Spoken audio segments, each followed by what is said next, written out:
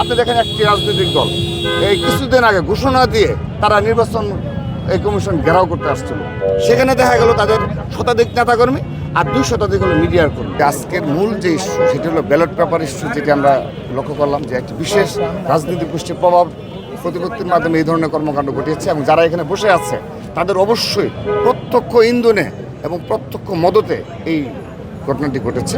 উদ্দেশ্যমূলকভাবে তারা ঢাকা বিশ্ববিদ্যালয় বন্ধ করে তারা কিন্তু ঠিকই নির্বাচন দাঁড়িপাল্লার পক্ষে সারা দেশব্যাপী ভোট চাওয়ার কাজে ব্যস্ত, সবগুলো ইয়েতে।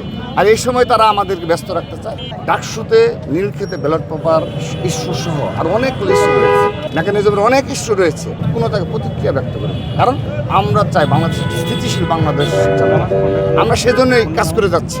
আমাদের যদি দাবি আদায় না হয়, আমাদের কথায় যদি কর্ণপাত না করে, আমরা সারা রাত ব্যাপী তাদেরকে অবরুদ্ধ করে রাখবো।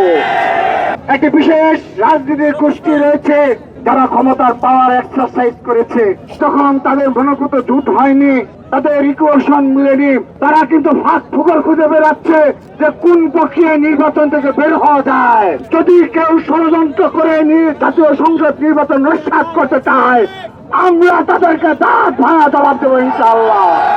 আপনারা প্রস্তুত থাকবেন, যারা ধর্ম বিক্রি করতে যাবে তাদেরকে মুখোশ উন্মোচন করবেন।